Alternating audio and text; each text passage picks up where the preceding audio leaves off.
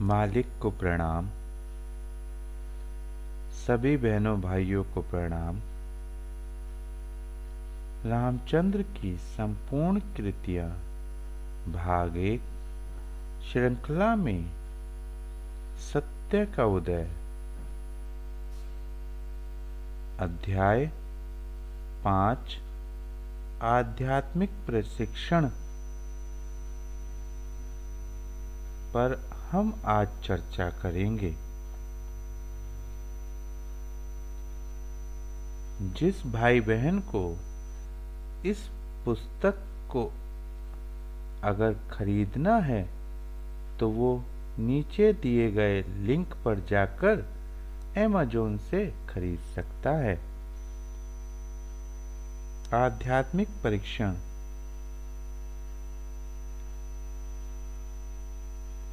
हमारे वर्तमान धार्मिक एवं नैतिक पतन का कारण अधिकांशतः हमारा वातावरण और गलत प्रशिक्षण है।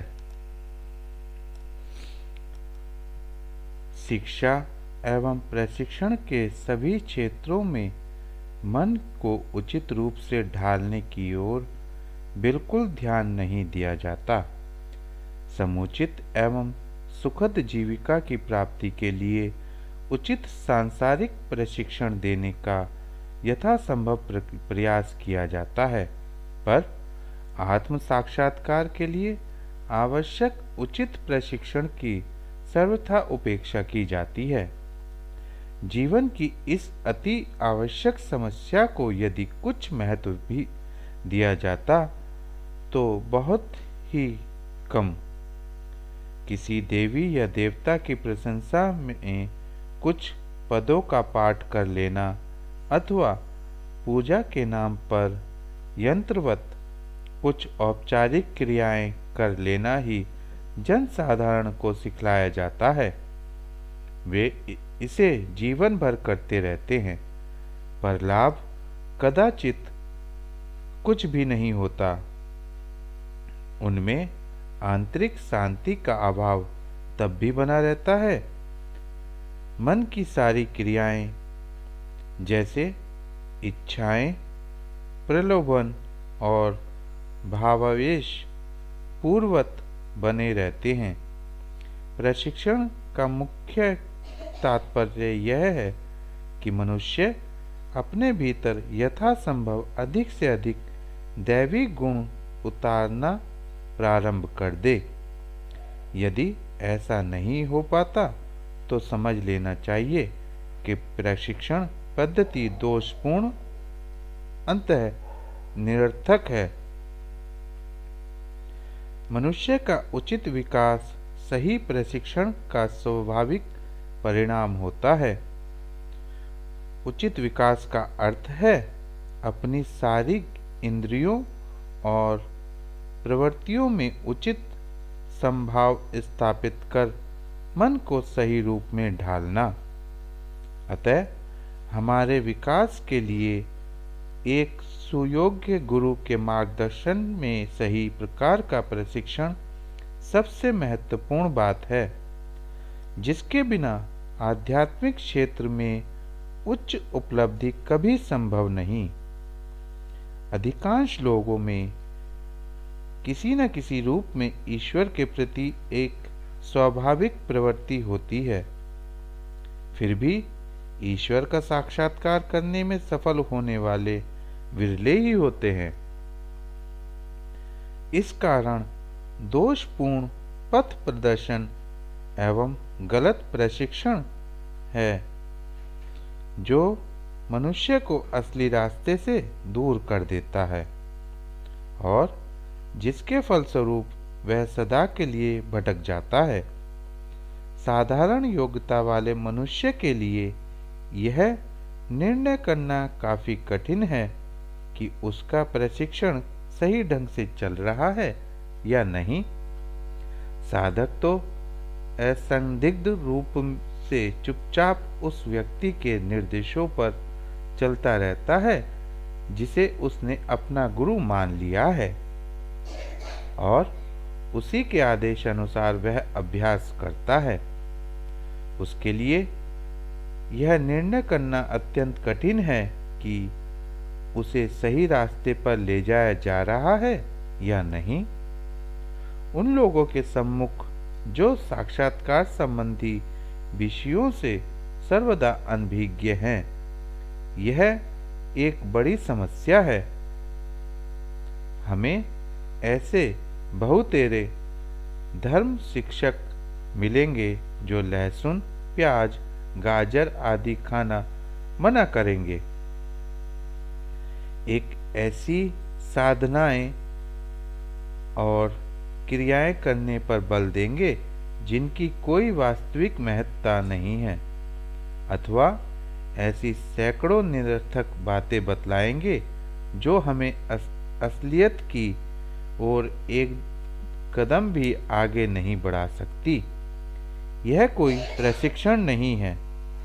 ऐसे शिक्षक वस्तुतः स्वयं अपने आप को, साथ ही साथ उनको भी जिन्हें वे शिक्षा देते हैं, धोखे में डाल रहे हैं।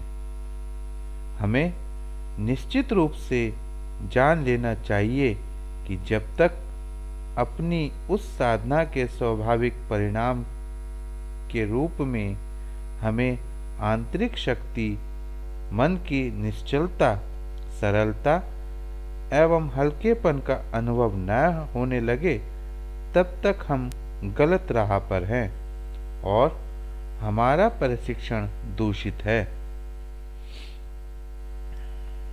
आजकल अधिकांश धर्मोपदेशक द्वारा साधारणतः अपनाई जाने वाली आध्यात्मिक प्रशिक्षण विधियां ऐसे दृढ़ नियमों पर आधारित होती हैं जो बहुधा हमारे सांसारिक जीवन से मेल नहीं खाती।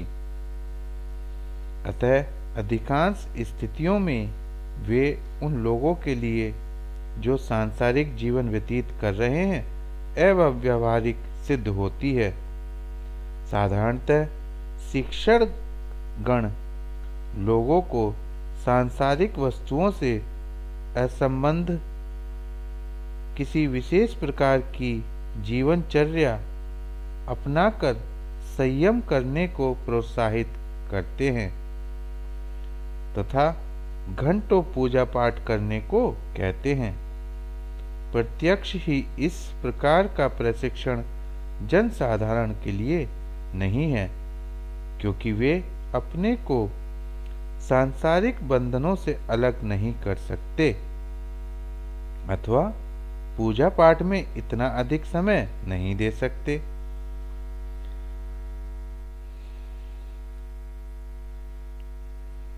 यही कारण है कि उनके उपदेश वांछित प्रभाव नहीं उत्पन्न कर पाते तथा भरसक प्रयत्न करने पर भी लोगों को तद्रूप अपना सकने में असमर्थ होते हैं।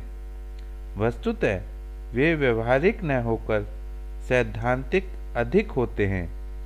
क्या मोक्ष प्राप्ति के निर्मित संसार त्याग देना ऐसे जनसाधारण के लिए कभी संभव है? निश्चय ही नहीं। तब फिर उनके उपदेशों से जनसाधारण क्या लाभ उठाते हैं? उनमें से कुछ तो अपने इस भ्रमपूर्ण विचार की घोषणा करने की हिम्मत करते हैं कि गृहस्थ आश्रम से उच्चतर आध्यात्मिक उपलब्धियां संभव नहीं।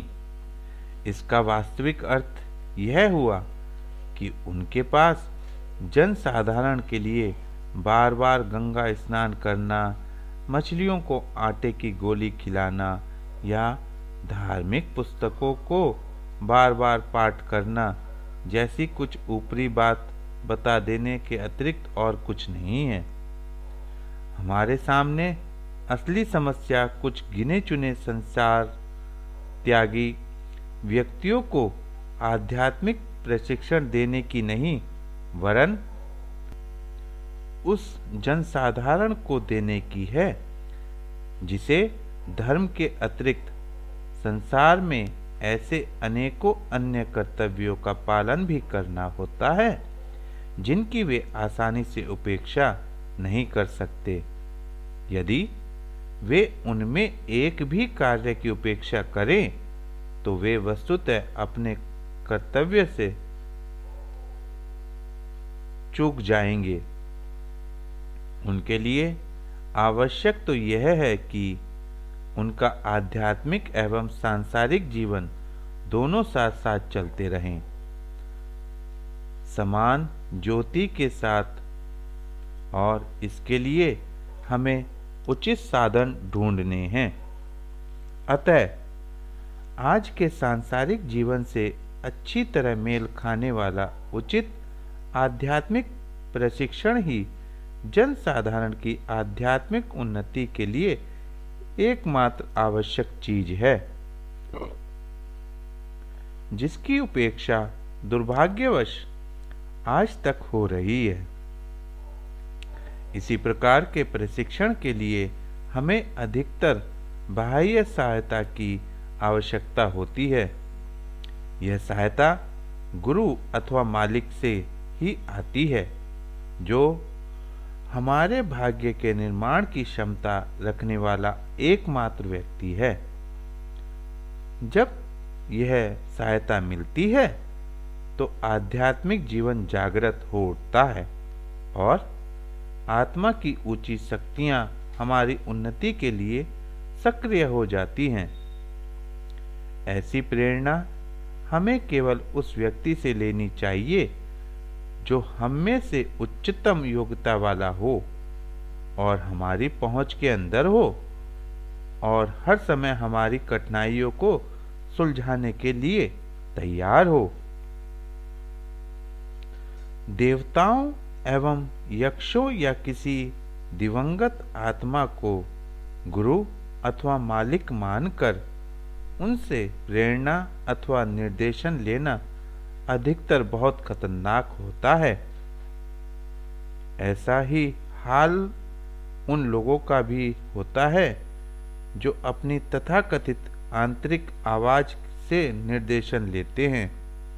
मुझे ऐसे लोग मिले हैं जो अपनी आंतरिक आवाज पर बहुत बल देते हैं और उसे मन में उत्पन्न होने वाली सभी उलझनों का असली पथ प्रदर्शक मानते हैं।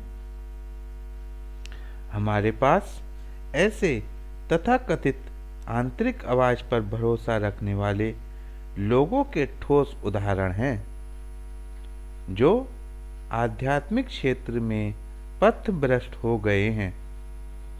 वास्तव में जिसे वे आंतरिक आवाज या दिवंगत आत्मा की प्रेरणा समझते हैं, वह उनके अनियंत्रित मन का खेल मात्र है। यह अवांछनीय पद्धति यदि कुछ समय तक अपनाई गई तो मन को अनुचित रूप से इतना अधिक शक्तिशाली एवं सक्रिय बना देती है कि वह स्वयं अपने आप ही प्रसन्न करने लगता है और उनके उत्तर भी दे देता है। इसे लोग भ्रमवश यौगिक उपलब्धि की वह दशा समझने लगते हैं जिसमें किसी व्यक्ति को दिवंगत आत्माओं से आत्म संभाषण करने की शक्ति प्राप्त हो जाती है, किंतु वास्तव में वे उससे बहुत दूर हैं। इसमें शंका नहीं कि आंतरिक आवाज अथवा सच्ची आत्मा की आवाज कभी धोखा नहीं देती, लेकिन इतनी ऊंची पहुंच वाले कितने लोग हैं जो इसे सुन सकें। जो लोग आंतरिक आवाज के अनुसार चलने का दावा करते हैं, उनमें से बहुतों को यह बिल्कुल सुनाई भी नहीं पड़ती। वे सिर्फ उस मन की को चमत्कारिक प्रक्रियाओं द्वारा ठगे जाते हैं जो स्वयं ही सब कुछ निर्मित कर सकता है। वह तो उनकी दृष्टि के सामने भयानक भूत प्रेत उपस्थित कर सकता है अथवा पेड़ों और पत्थरों से उन्हें विचित्र आवाजें सुनवा सकता है। यह सब मन की क्रियाओं के कारण होता है जो विकृत और अनियंत्रित दशा में है। जब तक मल विक्षेप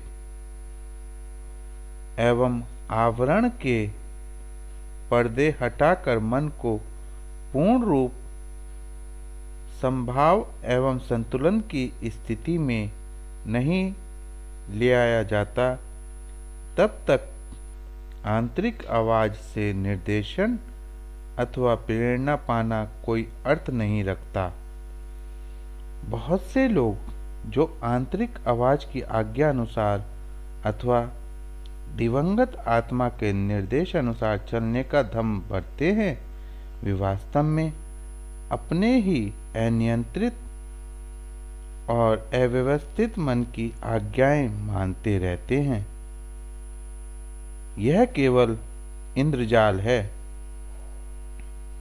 यदि हम निष्कष्ट आदत डाल लेंगे तो सदैव के लिए नष्ट हो जाएंगे।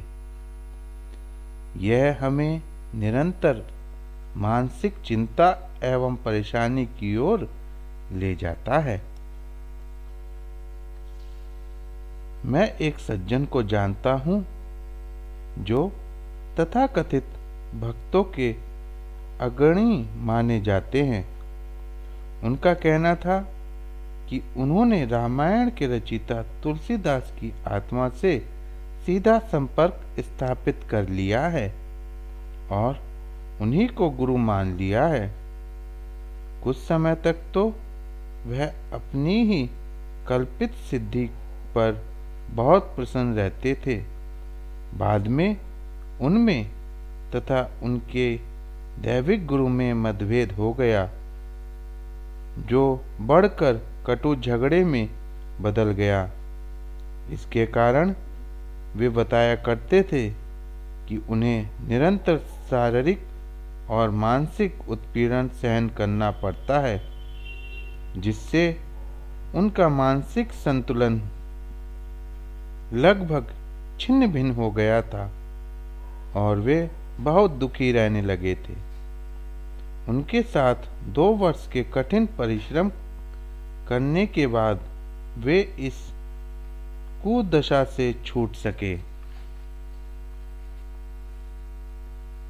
तब कहीं वे समझ सके कि यह सब धोखा अथवा आत्मवंचना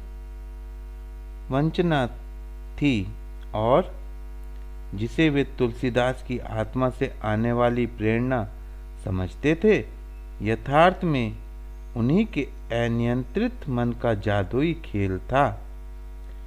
इस कष्टपूर्वक दशा से छुटकारा पा जाने से वे अब पुनः अपने में शांति एवं संतुलन का अनुभव करने लगे हैं।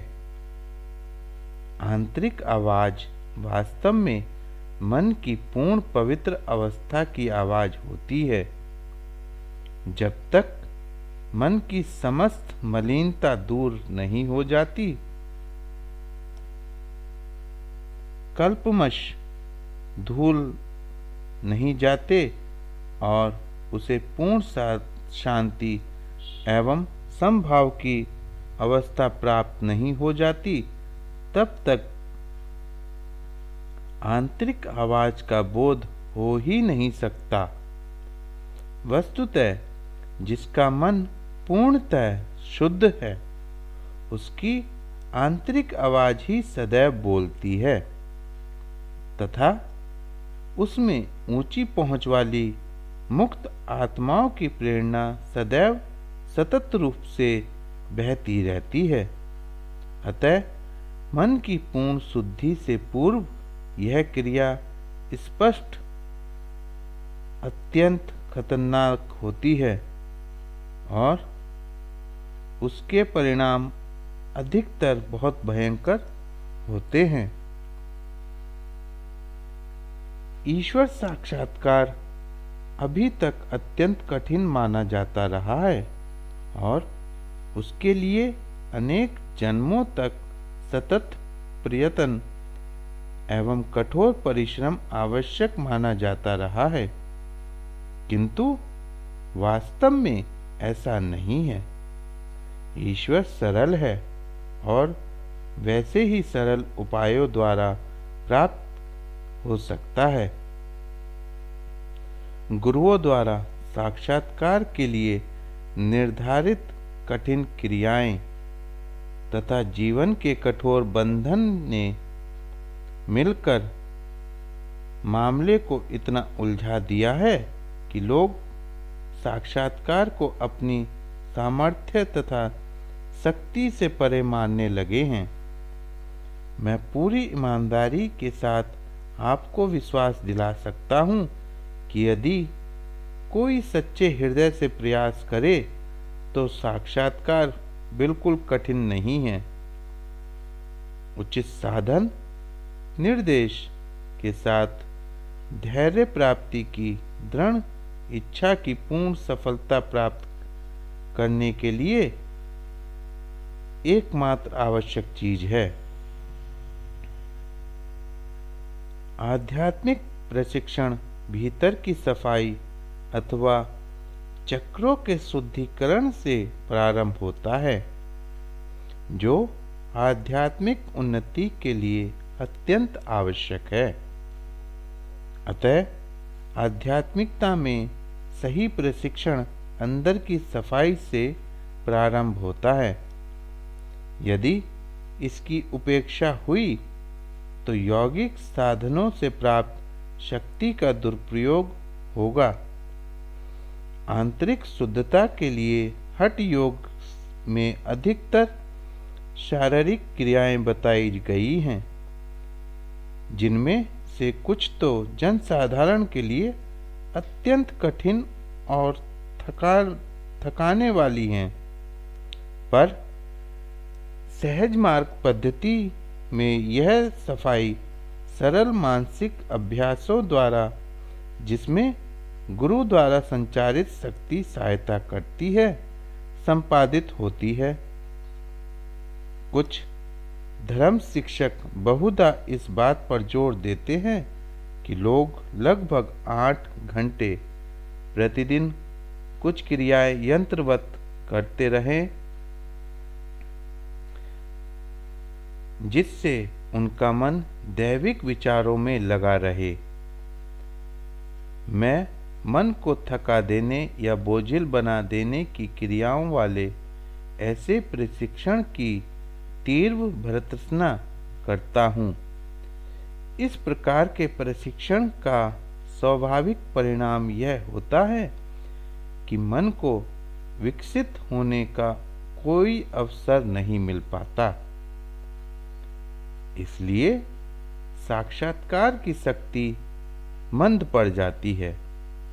यह तो वैसे ही है जैसे किसी बालक को एकाग्रचित कराने के लिए उसे पीटना, अंततः मन को मोड़ने अथवा चक्रों की सफाई के लिए शिक्षक गण जो कठिन परिश्रम वाली लंबी एवं कड़ी शारीरिक साधनाएं साधारणतः बताया करते हैं, उनमें से कोई अधिक लाभ नहीं होता। इसके लिए तो एक शक्तिशाली गुरु की देखरेख में हम अपनी विचार शक्ति का उचित ढंग से प्रयोग करते हैं। ऐसा गुरु जिसमें हमारी प्रगति में बाधा डालने वाली सभी कठिनाइयों और उलझनों को दूर करने तथा हमारे आध्यात्मिक जीवन को बनाए रखने के लिए प्राणाहुति द्वारा आवश्यक शक्ति प्रदान करने की क्षमता हो। आध्यात्मिक प्रशिक्षण की इस सरल पद्धति ने हर स्त्री, पुरुष, युवा, वृद्ध, गृहस्थ अथवा विरक्त को उच्चतम आध्यात्मिक स्थिति प्राप्त करा देना संभव बना दिया है। सही प्रकार के प्रशिक्षण का प्रारंभिक चरण यह होता है कि अभ्यासी के मन की प्रवृत्तियां ईश्वरोन्मुख हो जाएं। इसके लिए विज्ञ धर्म शिक्षक धार्मिक पुस्तकों में पढ़ी हुई शरीर और मन की साधनाएं अधिकतर बतलाते हैं। लोगों को वैसे करना अत्यंत कठिन लगता है और इस प्रकार वे प्रारंभिक अवस्था में ही बिना कोई प्रगति किए अनिश्चित काल तक पड़े रहते हैं। एक योग्य गुरु को चाहिए कि अभ्यासी की प्रवृत्तियों को ईश्वरोन्मुख करने के लिए वह स्वयं प्रयास करे और गहरे तथा स्थायी प्रभाव के लिए प्राणाहुति की शक्ति का प्रयोग करे। जब हमारा मन ईश्वरोन्मुख हो जाता है तो हम स्वभावतः अपने सभी क्रियाकलापों में उस परम शक्ति के सानिध्य का अनुभव करने लगते हैं। जब यह मन स्थिति स्थायी हो जाएगी तो हम जो भी करेंगे वही मानो भक्ति अथवा ईश्वर पूजा का अंग बन जाएगा और इस प्रकार हम सदा ईश्वर के सतत स्मरण में लीन रहेंगे।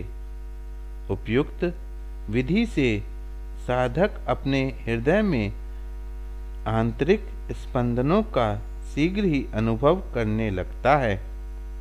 यही शब्द या अजपा नामक आध्यात्मिक स्थिति का प्रारंभ है। जो जो हम उचित निर्देशन में उचित मार्ग पर अग्रसर होते हैं, यह दशा हमें स्वतः विकसित होती है। कुछ लोग जो दीर्घ काल तक बाह्य रूप से जप करते रहते हैं, उनको कभी कभी ऐसा लगता है कि नींद में भी वे किसी प्रकार जप कर रहे हैं। इसको वे भ्रमवश अजपा या शब्द समझते हैं। वास्तव में ऐसा नहीं है। सतत अभ्यास के कारण उनके हृदय एवं जीवा इतने अभ्यस्त हो जाते हैं और जब वे सोते अथवा किसी अन्य किसी प्रकार से अचेत रहते हैं तो भी यह क्रिया वैसी ही होती रहती है। पर यदि वे इसे कुछ समय के लिए बंद कर देते हैं तो यह दशा भी समाप्त हो जाती है। यह केवल आदत के कारण होता है। यह अजपा की वास्तविक दशा नहीं है। यह विश्वास की अजपा की दशा एक उच्च आध्यात्मिक उपलब्धि है जो वर्षों के कठिन परिश्रम से प्राप्त होती है। सही है, लेकिन प्राणाहुति के द्वारा उचित प्रशिक्षण से यह कुछ ही सप्ताह या दिनों की बात हो जाती है। इस प्रकार से उत्पन्न स्पंदन कुछ समय तक हृदय में स्थिर रहते हैं। तत्पश्चात धीरे धीरे वे दूसरे चक्रों में फैलते हुए अंत में शरीर के प्रत्येक कण में व्याप्त हो जाते हैं। तब उसे अनहद कहते हैं। इसके लिए जैसा हमारे मिशन में बताया गया है, अनुसरणीय विधि किसी योग्य निर्देशन से ध्यान करना है। कदाचित यही सबसे अधिक उपयोगी एवं सफलता दिलाने वाली एकमात्र विधि है। साधारणतः लोग शिकायत करते हैं कि ध्यान करते समय मन में बहुत से विचार आते हैं। वे समझते हैं कि जब तक वे अपने मन को विराम अवस्था में न ला दें तब तक अपने अभ्यास में वे असफल हैं। पर ऐसा नहीं है। हम एकाग्रता का नहीं अपितु केवल ध्यान का अभ्यास करते हैं। मन में आने वाले बाह्य विचारों की परवाह न कर हमें ध्यान में लगे रहना चाहिए। विचारों का यह प्रवाह हमारे सचेतन मन के कारण होता है, जो सदैव चंचल है। हम अपने अचेतन मन के द्वारा ध्यान में लीन रहते हैं, जबकि हमारा सचेतन मन इधर उधर भ्रमण करता रहता है तथा अनेक विचार धारण करता रहता है। अतः हम किसी प्रकार घाटे में नहीं रहते। धीरे धीरे काफी अभ्यास के उपरांत सचेतन मन भी परिवर्तित होकर अचेतन मन के अनुरूप कार्य करना प्रारंभ कर देता है। इसका परिणाम गहरा तथा स्थायी होता है और अंत में शांति, जो आत्मा की विशेषता है, प्राप्त हो जाती है।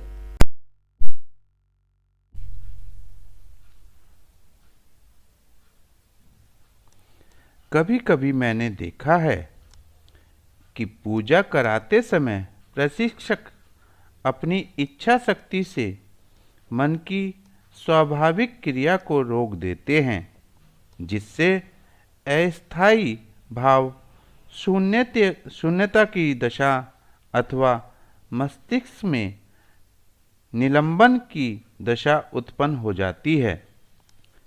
इस प्रकार की दशा निसंदेह आरंभिक अभ्यासियों को, जो सत्य से अनभिज्ञ हैं, अत्यंत आकर्षक लगती है। वह शक्ति के इस असाधारण प्रदर्शन से बहुत प्रभावित हो जाते हैं। मेरी राय में यह केवल एक जादूगरी है जिसे वे लोग करते हैं, जो अपनी गुरुता के प्रदर्शन के लिए अधिक से अधिक शिष्यों को आकर्षित करने को आतुर रहते हैं। मैं इसे आध्यात्मिक गुरु की शक्तियों का सबसे बड़ा दुरुपयोग कहूँगा, जिसका उद्देश्य अपनी महत्ता सिद्ध करने के अतिरिक्त कदाचित और कुछ नहीं होता। यह गलत क्रिया है और साधक की आध्यात्मिक उन्नति के लिए अत्यंत हानिकारक है। इस प्रकार से दबाए हुए और निरुद्ध विचार शीघ्र ही दुगनी प्रतिक्रिया करने लगते हैं और शरीर की समस्त प्रणाली को बिगाड़ देते हैं।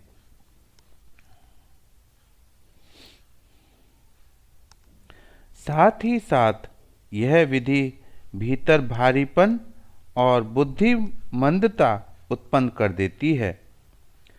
बहुत दिनों तक इस अभ्यास का विषय बने रहने वाले व्यक्ति का विवेक कुंठित हो जाता है और साक्षात्कार करने की शक्ति मंद पड़ जाती है। धीरे धीरे वह बिल्कुल भ्रष्ट हो जाता है और सच्चे आध्यात्मिक प्रशिक्षण के लिए एकदम बेकार हो जाता है। यदि किसी को दिन प्रतिदिन अधिक हल्कापन महसूस न होता जाए तो उसे समझ लेना चाहिए कि वह गलत आध्यात्मिक प्रशिक्षण पा रहा है। मन और आत्मा का निरंतर हल्के होते रहना आध्यात्मिक उन्नति का निश्चित प्रमाण है। अतः असली आध्यात्मिक प्रशिक्षण वह है जो हमारे मन को नियमित एवं संयमित करता है, हमारी इंद्रियों और प्रवृत्तियों में समभाव स्थापित करता है तथा आत्मा में हल्कापन लाता है। यदि ऐसा हो जाए तभी समझना चाहिए कि आंतरिक शांति और निश्चलता जब निश्चित मिलेगी और उच्चतम स्थिति की प्राप्ति संभव हो सकेगी। इसके लिए पूर्ण आहुति प्राणाहुति की शक्ति से संपन्न उच्च क्षमता वाले सुयोग्य गुरु का माध्यम परम आवश्यक है। ऐसे गुरु के प्रति साधक को पूर्ण श्रद्धा एवं विश्वास के साथ समर्पण आवश्यक कर देना चाहिए। कुछ लोग समझते हैं कि केवल दीक्षा ही उनके लिए जीवन की समस्या सुलझा देने के लिए यथेष्ट है। यदि वे किसी प्रकार किसी गुरु से दीक्षा प्राप्त कर लेते हैं तो वे किसी और अभ्यास या प्रयास की आवश्यकता नहीं समझते। वे सोचते हैं कि गुरु का सहारा ही अंत में उनका माया और संस्कार के जाल से बाहर निकाल देगा और मोक्ष की ओर ले जाएगा। यह विचार यद्यपि अक्षरशः सत्य है, परंतु यह तब तक बहुत सहायक नहीं हो सकता जब तक हम गुरु के प्रति अपने को पूर्णतः समर्पित न कर दें। गुरु भी असाधारण योग्यता का न हो। गुरु के हृदय में सर्व प्रमुख विचार यद्यपि शिष्य की भलाई और उन्नति का ही रहता है और उसके लिए वह यथासंभव प्रयत्न करता है, पर इसका यह अर्थ नहीं कि हम स्वयं कुछ न करते हुए आलसी बने रहें और अपने कार्य का भार भी गुरु पर छोड़ दें। आत्मोन्नति के लिए हम यथासंभव स्वयं प्रयत्न करें। अपना कर्तव्य समझकर गुरु को अपने ऊपर अनावश्यक परिश्रम करने से बचाने का भरसक प्रयत्न करें और किसी भी हालत में अपने हिस्से में पड़े कर्तव्य की अवहेलना न करें। धर्म के अधिकांश शिक्षकों ने साधक में कुछ आध्यात्मिक अवस्थाएं उत्पन्न करने के लिए कृत्रिम विधियों का उपयोग किया है, पर यह ढंग अत्यंत दोषपूर्ण है। ज्ञान की साधना के लिए तथा साधक में अहं ब्रह्मास्मि की स्थिति उत्पन्न करने के लिए वे उसे बाह्य रूप से ध्यान करने की सलाह देते हैं तथा वही चीज बार बार सोचने तथा वे ही शब्द हर क्षण दोहराने को कहते हैं। यह एक यांत्रिक विधि है तथा आंतरिक स्थूलता उत्पन्न करती है। अहम ब्रह्मास्मि की सच्ची स्थिति ऐसी कृत्रिम विधियों द्वारा कभी उत्पन्न नहीं की जा सकती। बारंबार शब्दों को दोहराते रहने से उसकी जीभा अभ्यस्त हो जाती है और वे सभी शब्द उसके मुख से हर क्षण निकलते जाते हैं। इससे यह निष्कर्ष निकालना कि वह सच्चे अर्थ में ज्ञानी हो गया है, बड़ी मूर्खता है। वे सैकड़ों बार शब्दों को दोहरा सकते हैं और अपने विचारों पर हर क्षण बालत सोच सकते हैं कि हर वस्तु ब्रह्म है, फिर भी वे उससे उतने ही अधिक दूर हो सकते हैं जितना कि पहले थे। यह अभ्यास उसके चारों ओर एक कृत्रिम वातावरण उत्पन्न कर देता है, जो उसके बाह्य रूप से उसकी वस्तु को सोचने विचारने में सहायक होता है।